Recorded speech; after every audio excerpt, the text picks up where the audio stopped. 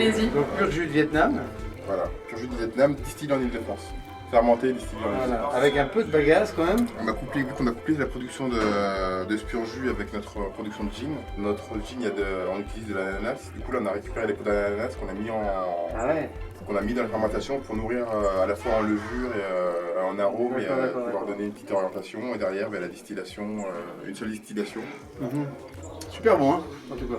Franchement, je suis content du résultat. Voilà, voilà. Et bah écoutez, on peut faire ça chez nous aussi.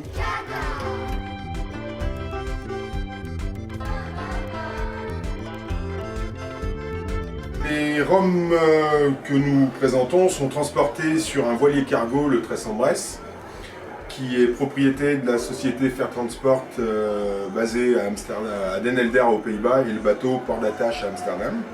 Nous, les Frères de la Côte, on est leur distributeur officiel en France, et on affrète une partie de la cargaison pour ramener nos propres produits qui sont embouteillés à Saint-Étienne.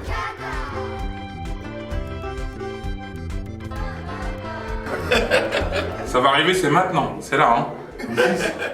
Donc la particularité ici, c'est qu'on est aussi embouteilleur indépendant depuis 2017. Et donc on va embouteiller des single casques et des brutes de fût. Concrètement, on ne touche pas au tonneau et on va l'embouteiller directement. Au pire, on va le laisser se détendre un peu en cuve, mais sinon, concrètement, on ne touche pas au rhum.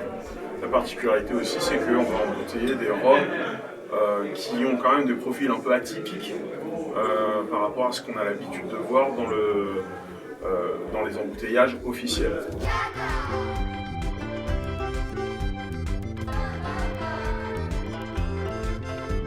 Pas beaucoup, alors, s'il vous plaît, monsieur. Merci. Ça va te plaire. Ça va te plaire, Christophe.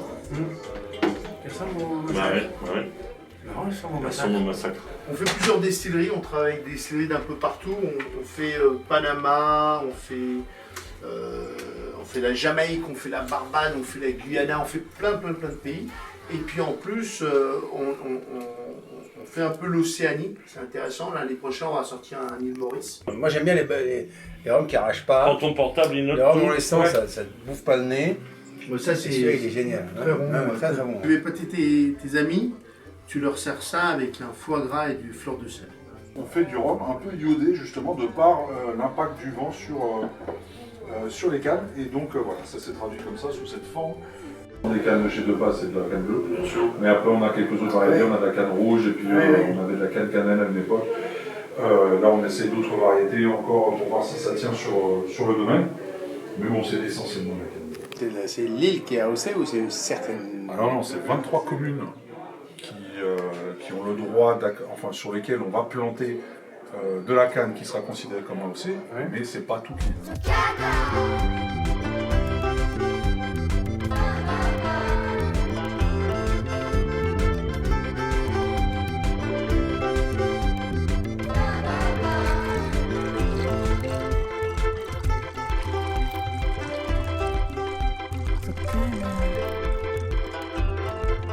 C'est le rhum Boukman d'Haïti, un rhum pur jus de canne haïtien, ensuite infusé aux écorces locaux, qui lui donne une couleur, un goût sec et non finition. C'est à l'origine une boisson populaire de la rue en Haïti. En Haïti, ça ressemble souvent à ça, une bouteille un peu recyclée avec des tiges ou des feuilles dedans. La marque Boukman a été créée en collaboration avec l'association Haïti Future, qui équipe des écoles en Haïti avec de la technologie numérique.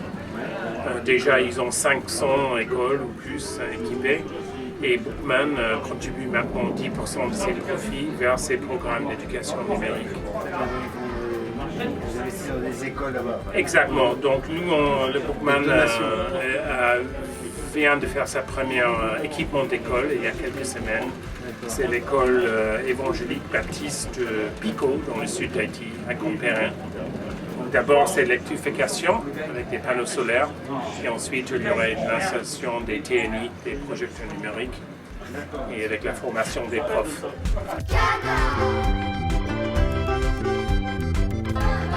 Il faut que tu écoutes l'histoire. Oui, Et on va démarrer dans les années 1850.